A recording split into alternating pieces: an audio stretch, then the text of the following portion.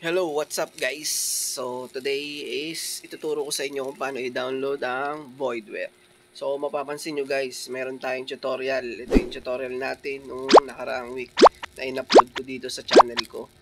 So ngayon naman ay ituturo natin kung paano makuha yung script. So tara guys, let's go. So guys, first punta kayo sa Chrome.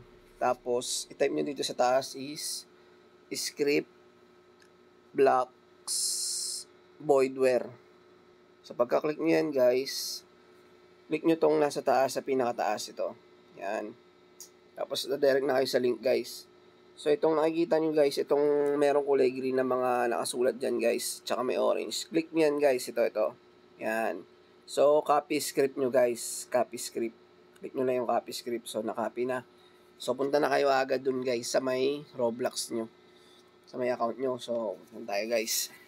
So pag nakapin nyo na guys yung link, so punta na kayo dito guys sa may Delta natin. So kung nakaganyan siya guys, click nyo lang tong logo ng Delta, tapos dun sa taas click nyo, then upload guys, tapos ilagay nyo dito sa baba sa script yung nakapin nyo guys. Pwedeng click nyo to guys yung sa may keyboard, pwede rin naman idiin nyo lang tapos space. So back natin, tapos add script.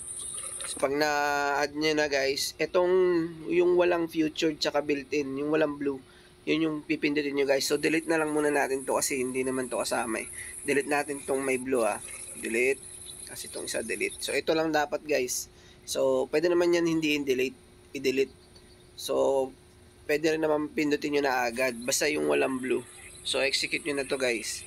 Pag execute nyan, lalabas na yung Voidware. So, hintayin nyo lang guys. So, pag na ganyan, hintayin nyo lang yan guys, na mag-appear yung pinaka Voidware cheat nya. So, yun. So, ito na. Okay na guys.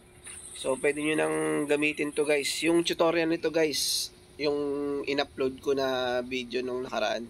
So, panoorin nyo na lang yung guys. So, yun lang guys. Enjoy gaming using script.